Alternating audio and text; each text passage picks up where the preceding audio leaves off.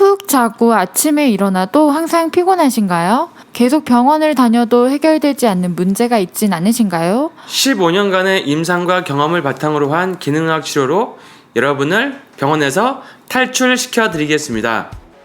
닥터 진호의 병원 탈출 지금 시작합니다. 본 방송에 나오는 의학적 견해는 일반적인 상식과 다를 수 있습니다. 안녕하세요. 반갑습니다. 안녕하세요. 약을 치료해주는 의사 이진호입니다. 가슴으로 듣고 과학으로 답해주는 약사 주경미입니다. 이야. 아니 아까 약을 줄여주는 의사, 저는 약사로서 약을 줄여주는 의사를 본 적이 없는 것 같은데요.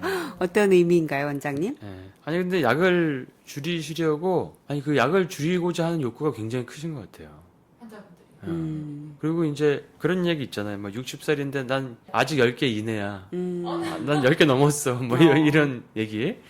뭐 혈압약, 뭐 당뇨약, 고지혈증약, 뭐 아스피린, 뭐 골다공증약 뭐 이렇게 하다 보면은 약이 10개가 이제 넘어가기 시작하거든요. 근데 이제 그거를 꼭 먹어야 되냐. 그래서 뭐 그런 거를 이제 니드가 되게 많으시더라고요. 네. 왜냐면 약 먹으면 환자라고 환자니까.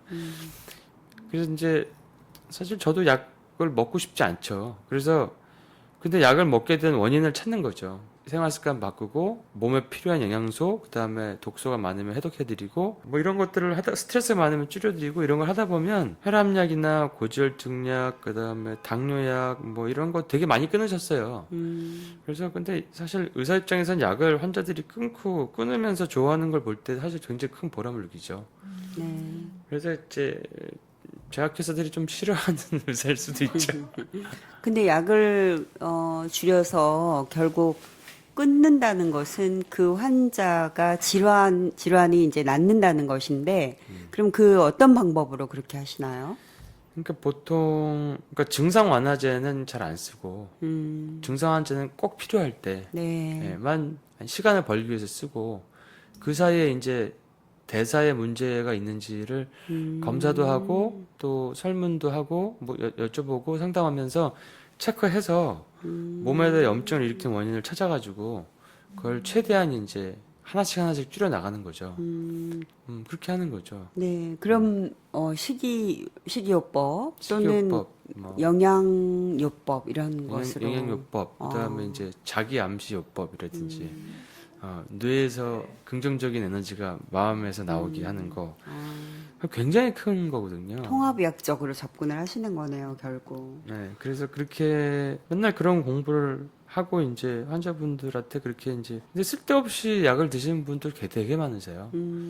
특히 이제 당뇨약 같은 것도 사실 줄이기가 되게 어렵지 않고 뭐 인슐린 주사 끊는 거라든지 뭐 혈압약도 사실 어느 정도 뭐 안 되는 분도 있지만 많이 줄인 분도 줄이거나 완전히 끊은 분도 꽤 계시고요.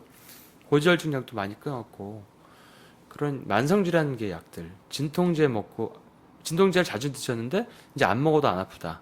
뭐 이런 거 그런 것들을 이제 어떻게 하다 보니까 약 끊으러 오세요. 네. 약을 끊으러 왔다. 끊어도 되냐. 그래서 이제 체크를 하면서 하나씩 몸에서 지금까지 드럭 먹어에서 나왔던 영양 결핍, 그 다음에 그 원인들 몸에 그게 뭐 호르몬이 났든지 영양소가 났든지 뭐 해독이 안 되든지 뭐 위장관에 문제가 심하든지 뭐 스트레스가 있든지 이런 거를 찾아서 하나씩 이제 교정을 하는 거죠. 그리고 네. 뭐 구조적인 문제가 있으면 그런 것도 이제 생활 습관을 바로 잡아서 그런 것도 해서 그리고 뭐 모든 분한테 약을 다 끊을 수 있는 건 아니고 뭐 되시는 분들은 되고 이제 너무 심한 분들은 어느 정도 약을 드시는데 최대한 부작용을 줄이고 이제 할 수 있게 하는데 그거를 줄이는 과정에서 영양제를 많이 드셔야 돼요. 해독하는 것도 막 필요하고 그러니까 이게 약이 이제 영양제로 바뀐 것 같다 이렇게 얘기하시는데 처음에는 좀 많다가 가면 갈수록 약이 줄죠. 영양제들이. 예. 그리고 생활습관을 잘하면 줄고. 근데 이제 많은 전문가들이 균형 잡힌 식사를 하면 영양제를 굳이 먹을 필요가 없다. 이렇게 얘기하시는 분들이 많은데 네. 절대적으로 맞는 말이 아니라고 생각하는데 원장님께서는 어떻게 설명해 주시나요? 균형 잡힌 식단을 하면 영양제를 먹을 필요가 없다. 근데 뭐 굉장히 식사를 잘 하고 오신 분들을 잘 하고 왔다 내가. 근데 평생에 정말 유기농만 먹고 이렇게 해왔다. 근데 내가 유방에 혹이 생기고 뭐 암 조심하라고 아니면 암으로 이렇게 진단을 받았다. 나 도대체 이유를 모르겠다. 아니면 균형 잡힌 식사를 하고 오셨다. 나는 정말 채식만 먹고 뭐 로우푸드 많이 먹고 통곡물 많이 먹고 했는데 검사해 보면은 뭐가 결핍도 많고 독소가 꽉 차 있고 막 그런 경우가 많거든요. 그러니까 균형 잡힌 그 식사라는 게 어떤 건지를 굉장히 많이 저도 고민을 했고 환자들이 이제 균형 잡힌 식사라고 하는 것들이 정보가 되게 다양하기 때문에 또 어떤 사람은 특정한 음식을 먹으면 좋은데 어떤 사람은 안 좋은 경우도 있고 하니까 그런 거를 골라주는 경우도 있죠. 네. 결국은 균형 잡힌 식사를 하면 영양제를 혹은 비타민제를 복용할 필요가 없다라고 말하는 것은 저는 약사로서 볼 때 절대적으로 맞는 말이 아니라고 생각을 합니다. 그것은 이제 어떤 사람에게는 필요가 없고 어떤 사람에게는 반드시 비타민제로서 섭취를 해야 한다는 그런 의미인 거죠. 물론 모든 사람에게 필요 있다 없다가 아니라 그럼 저희는 이제 약국에서 어떤 질환을 가졌는지를 바로 약 복용하는 걸 보면 알 수 있으니까요. 만성 질환을 가지고 있으면서 특정 영양소를 지속적으로 이제 필요로 하는 경우, 그러니까 아까 우리 부작용에 의한 혹은 먹어에 의한 결핍된 영양소일 수도 있고, 또 그 임산부나 수유부 또는 임신을 이제 기획하고 있는 여성들이 균형 잡힌 식사를 못하는 경우, 그런 상황에서 지내는 사람들이 있잖아요. 오피스 걸들. 근데 이제 곧 임신을 해야 되는 경우, 또는 생활 습관이 굉장히 특별해요. 스트레스가 아주 심하다던가, 만성적인 피로가 있다던가, 어떤 프로젝트를 하는데 아주 단시간에 야간.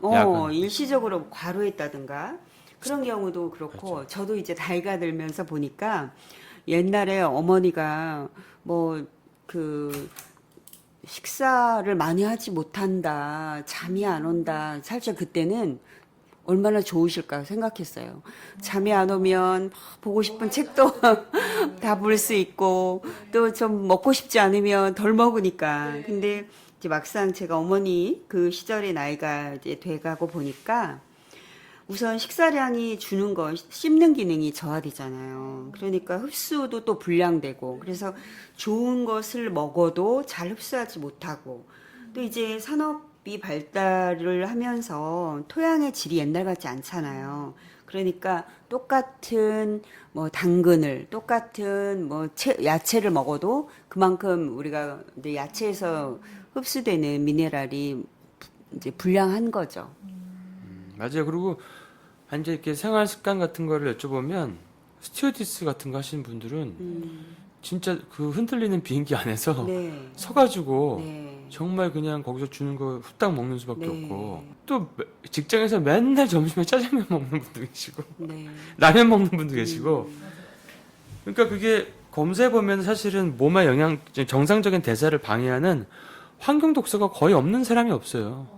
다 나와요, 다 나와. 그거는 우리 환경의 문제인 것 같아요. 그러니까 저는 그렇게 봐요. 인간은 지구의 암적인 존재로서 지구에서 봤을 때 인간은 지구를 인간만 없으면 사실 문제가 없는데 인구가 지구를 막 환경을 오염시키고 뭐 머리가 똑똑해가지고 이상한 약도 만들었는데 뭐 그 약들 가지고 막 드럭 먹어도 생기고 뭐 그 약들을 먹은 사람의 소변이 막 또 강으로 시냇물로 강으로 바다로 내려가고 그 다음에 뭐 썩지도 않는 뭐 플라스틱을 만들어 가지고 그거 막 바다에 둥둥 떠다니고 그래서 막 그 지용성 독소 같은 그런 유기화합물 독소를 갖다가 만들어내고 막 대기 먼지도 막 만들어내고 막 아토피 자가면역 질환을 막 만들어내고 이런 그런 게 사실 인간이 하는 거잖아요. 네. 그러다 보니까 그러니까 이 수명은 늘어나는데 정말 그 문제가 생기는 사람도 굉장히 많아요. 그래서 뭐 감염병이라든지 뭐 결핵이라든지 이런 거에서는 옛날보다 좀 낮았는데 환경 독소에 대한 질환은 굉장히 많아지고 이 현대인의 어떤 만성적인 게 뭐 저체온도 있고 스트레스 장애도 있고 뭐 일단 피로가 있고 막 이러다 보니까 그런 거를 우리가 만든 환경에서는 독소가 많으니까 그거를 해독하기 위해서는 그 해독할 수 있는 영양제가 좀 필요하다고 저는 생각해요. 그리고 실제로 많은 검사를 해봤고 제가 그거를 검사를 뭐 외국에다 많이 보내봤지만 한 환경독소 검사 다만 250만 정도 나오는데 한 사람도 빠짐없이 다 나오니까 검사할 필요가 없겠다. 네. 그냥 있다고 생각하고 답 치료하자. 그렇게 해서 그냥 그 비용을 아예 치료하는 걸로 그거는 제가 그냥 깨닫고 이렇게 되는구나. 그래서 뭐 그냥 그건 제가 나름대로 이제 경험상으로 또 결과를 보고 이제 내린 판단이고요. 그렇기 때문에 이제 좀 우리가 고용량으로 뭐 비타민 C나 뭐 고용량 요오드요법이나 뭐 고용량 비타민 D나 고용량 뭐 글루타치온이나 이런 해독하는데 중요한 성분들을 쓸 수밖에 없는 거죠. 근데 이제 보통 약에 써 있는 퍼센테이지를 보면 우리가 보통 100점 만점 그래서 100%가 좋은 거라고 생각하는데 뭐 500%, 뭐 1000%, 네. 뭐 그 써있으면 깜짝 놀라가지고 이렇게 많이 먹어도 되냐. 네. 그 막 그런 얘기를 하시거든요. 근데 그건 이제 RD랑 ODA가 다른 거잖아요. ODA는 그거를 진짜 해독하거나 빠르게 흡수시키고 뭐 그러기 위해서 치료 용량이 좀 올라가는 건데 RDA는 예를 들어서 그냥 각기병이 안 올 정도로 야맹증이 안 올 정도로 비타민 A를 먹고 그다음에 구루병 뼈가 굽어지게 않을 정도로 비타민 D를 먹고 그게 100% 그게 100%예요. 그러니까 비타민이 부족해서 나타나는 증상을 그 결핍 증상을 예방할 수 있는 아주 최소량이죠. 근데 누가 지금 그런 증상들이 있겠어요? 비타민 C가 모자라서 잇몸에서 피나는 게 계열병인데 그거를 예방하기 위해서 먹는 게 그게 RDA예요. 아닌 거죠. 이게 다 100%, 70%, 60%, 50% 써는 거 보고 이거 이 정도면 괜찮네. 100점 만점에 한 80점 되겠네. 그리고 막 그런 분이 있어요. 근데 무슨 원신처럼 막 결핍이 막 몸에 영양 결핍이 와서 잇몸이 다 피가 나고 이런 게 아니기 때문에 네. 그런 용도로 먹는 게 아니거든요. 그렇죠. 그러니까 영양제가 이제 필요 있다 없다 그런 차원이 아니라 우리가 약에 하루 필요량이 있는 것처럼 영양제도 필요량이 있는데 그것이 최소 기준이 아니라 그렇게 맞춤으로 내가 어떤 그 살아가는 환경이 어떤가 섭취하는 음식이 어떤가 또 어떤 나의 병이- 생활 패턴이 생활 패턴. 어떤가 그런 것들을 다 고려해서 이제 이런 영양제의 용량이 결정돼야 한다는 것인데 그렇다고 해서 저희 항상 중요하게 생각하는 게 있어요. 가장 좋은 종합 비타민을 먹는다고 해서 잘못된 식습관을 대신해 주는 건 아니에요. 그거는 이제 마치 이런 거죠. 네. 운동하기 싫어하고 대신에 영양제를 먹어서 뭐 운동 안 해도 된다. 아니면 술을 먹어도 된다. 뭐 이런 거 이런 게으름. 네, 제가 볼 때 그건 건강하지 않은 거거든요. 그렇죠. 또 제가 진료할 때 가장 중요하게 보는 게 왜냐하면 진료를 하다 보니까 어떤 회사의 모 제품을 1년 먹었다, 2년 드셨다 했는데 검사해 보니까 경향수 결핍이 많아. 이거 어떻게 된 거지? 그렇죠. 근데 찾아보니까 이분이 헬리코박터균이 아, 있는 경우, 네. 그다음에 소장에 대해서도 흡수를 많이 하는데 소장에 나쁜 균들이 득실득실하는 경우, 그거를 치료하고 흡수력을 일단 좋게 만들고 유산범위도 제대로 나오게 하고 효소도 잘 나오게 하고 나서 영양제를 먹으면 이게 빨리빨리 효과가 나는데 그런 분들은 링거를 맞지 않고 바로 뭐 영양제를 아무리 많이 줘도 사실은 흡수력이 되게 떨어지니까 사실 헛돈 쓰시는 거거든요. 그러니까 그런 것들이 되게 많아요. 그리고 되게 많고 또 어떤 영양제들은 이분이 흡수하는데 문제가 없는데도 1년, 2년 드셨는데 변화가 진짜 미미해요. 그런 영양제들을 제가 뭐 드셨어요? 물어보거든요. 다 적어놔. 적어놓지. 그러면 네. 이 제품은 광고 많이 하는데 흡수가 안 되는구나. 나는 절대 먹지 말아야겠다. 그런 성분은 뭐 단도직입적으로 내진 않는데 저의 건강에 굉장히 소중한 정보를 그분이 주십니다. 네.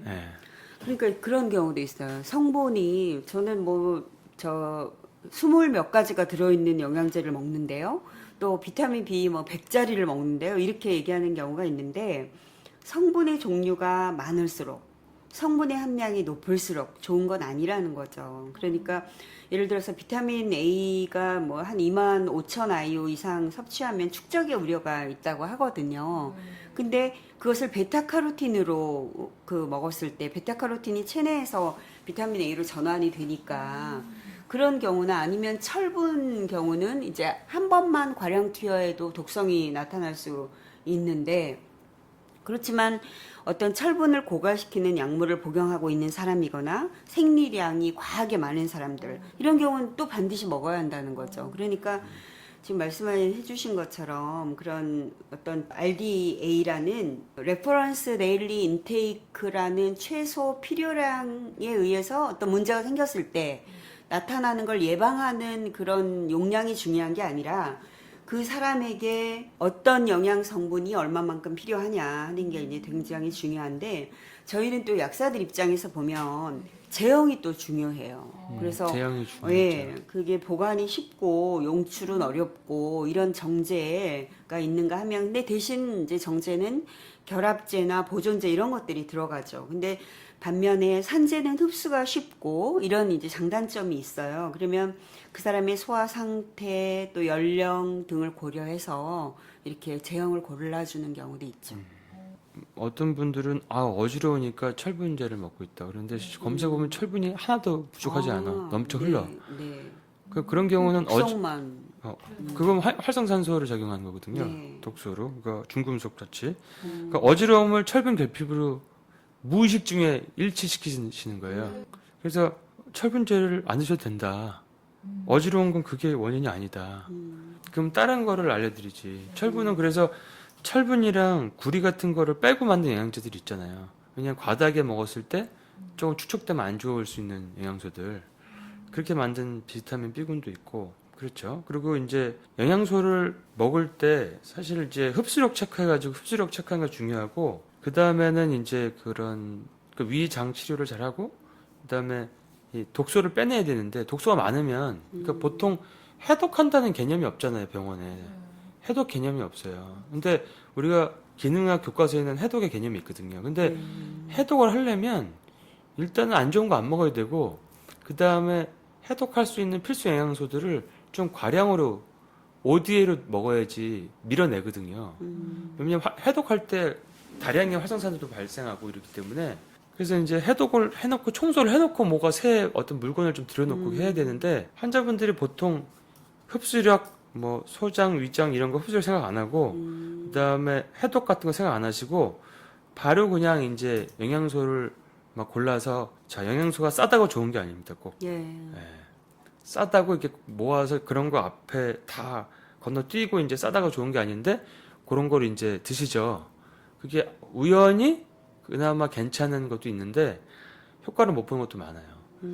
그래서 이게 영양제 먹어도 안 되는구나. 그러면 뭐 그러다가 이제 병원 가서 그냥 그러니까 증상 완화제를 또 드시고 막 이런 경우도 있고 뭐 이런 게 되게 분명히 이 길은 맞는데 이 길을 제대로 끝까지 안 가보고 딴 길로 또 가시는 거예요. 그러면 거기서 벗어날 수가 없어요.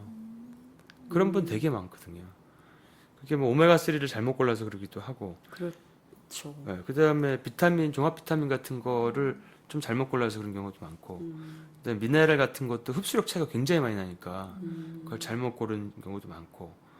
그런 게 굉장히 많죠. 그리고 그 원하는 목표를 좀 달성하기 위해서는 사실은 사실 우리가 모르면 제일 좋은 게 뭐냐면 그거를 해가지고 건강을 획득하고 그다음에 그러니까 예를 들어서 식당을 차리려면 식당을 한 10개 성공시켜 보는 분, 그럼 경험이 있는 사람.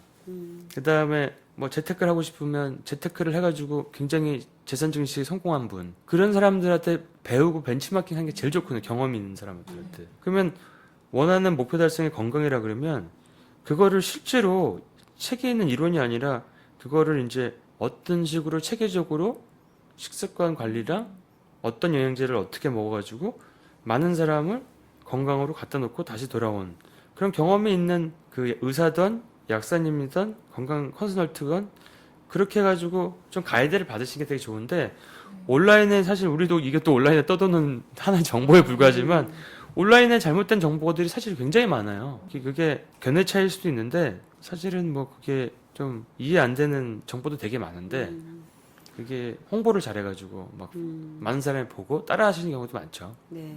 그러니까 영양제를 고르는 이제 조건 중에 성분하고 용량을 주로 많이 보시는 것 같아요. 근데 성분 중에 우리가 그 이성질체라는 성분이 있어요.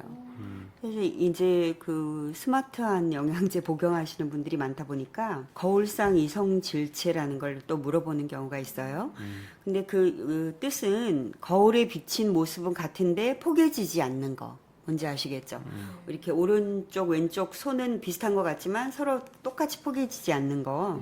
그것을 이제 거울상 이성 질체라고 하는데 생리활성이 다른 거예요. 그렇기 때문에 예를 들면은 비타민 E의 경우는 알파 토코페롤이라고 하는데 D 알파 토코페롤, DL 알파 토코페롤이 달라요.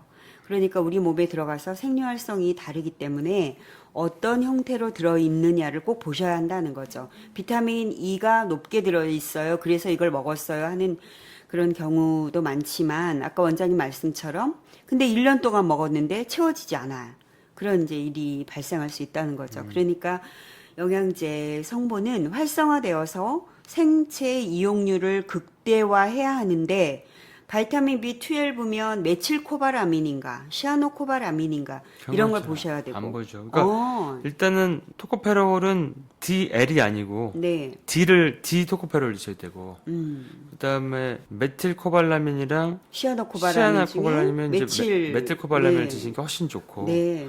근데 우리나라에 그 메틸코발라민이 이게 정식적으로 이게 만들 수 있나요? 네. 네. 그리고 아까 왜 우리 그 흡수할 수 있는 그러니까 우리 밭의 상태는 안 보고 갖다 좋은 씨앗만 뿌려도 의미가 없다는 거잖아요. 자랄 수 없기 때문에. 그래서 어떤 비타민은 위 산성에서 흡수율이 극대화가 되고 또 메칠코바라민이나 비오틴, 비타민 K 이런 영양 성분이 생성이 되려면 장내 미생물이 꼭 필요하거든요. 그런데 내 위산이나 장내 미생물이나 이런 상태는 고려하지 않은 채 그냥 뭐 영양제를 고용량으로 먹어준다든가 그렇게 하는 건 의미가 없다는 거죠. 아까 원장님이 그 장애 진균 상황이나 흡수할 수 있는 장내 그 상황을 가지고 있느냐 내 몸이 이런 것들을 이제 잘 체크해 보라는 말씀이 그렇죠. 그런 의미죠. 근데 환자들이 물어보죠. 아니 저는 이런 증상 때문에 왔는데 왜 헬리코박터균을 치료해야 되죠? 그냥 내가 지금 불편한 증상만 치료해 주세요. 그러면 이제 설명을 해드리면 또 잘 이해하세요. 네. 그리고 이 사람 위산 저하증이 있구나. 그런 분들은 이제 뭐 식초라든지 아니면 베타인 HCL처럼 위산 분비를 촉진시켜 주는 거. 또 위산 분비가 촉진되는데 되게 중요한 거는 몸의 정상적인 호르몬 대사도 정상적으로 돼야 되고 그다음에 위산 분비를 꼭 뭐 필요한 영양소들이 또 있어요. 뭐 B1, 뭐 요오드 무슨 몇 가지가 있어요. 그래서 이제 이런 위산이 나오기 위해서 꼭 필요한 것들도 몸에 있어야 되고 그다음에 장내 그 균은 너무 많으니까 그 치료를 잘 해야 되고 그러고 나서 이제 그 끝나면은 약이 확 줄면서 이제 뭘 이제 좀 잘 골라서 먹으면 효과를 많이 보시는 거죠. 그래서 이제 그런 것들이 좀 되게 잘 안 되고 있는 걸 되게 많이 봤거든요. 그런 것들을 그래서 한 번쯤은 내가 영양제를 먹을 수 있는 어떤 그 흡수가 잘 되고 있는지를 한번 체크해 보시면 굉장히 도움이 될 것 같아요. 네. 뭐 그리고 뭐 여러 가지 염기도 중요하죠. 아까 그런 것처럼 뭐 메틸코발라민이 좋은 거고 마그네슘도 여러 가지잖아요. 뭐 옥사이드, 뭐 사이트레이트, 뭐 또 말레이트, 뭐 이런 게 여러 가지가 있는데 그걸 일반 사람들이 뭐가 좋은지 모르니까. 네. 근데 마그네슘 옥사이드보다는 사이트레이트나 말레이트가 좋은 거고. 그러니까 이런 것들이 이제 흡수력 차이를 많이 나게 하는 거니까.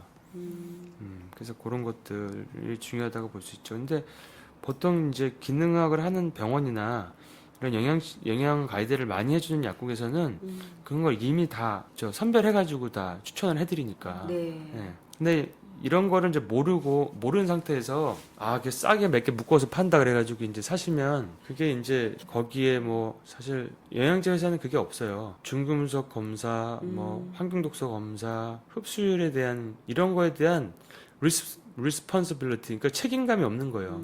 그러니까 그거를 모르고 내가 오메가3 먹다가 수은 먹을 수도 있는 거고 영양제 먹다가 다른 독소가 들어올 수도 있는 거고 네. 흡수가 안 될 수도 있는 거예요. 그러니까 우리가 원하는 목표를 도달하려면 도달에 포커스를 맞춰야지 그냥 저렴하게 그냥 남들 먹는 거 쫓아서 먹는다 했을 때는 그냥 안 하니만 못할 수도 있는 거예요. 예, 좀 그렇게 생각해요. 네. 그래서 저보고 여쭤보시는 원장님들이 몇 분 계시죠. 이 원장 지금 뭐 먹고 있나 요즘에 싹 써서 나한테 보내주게.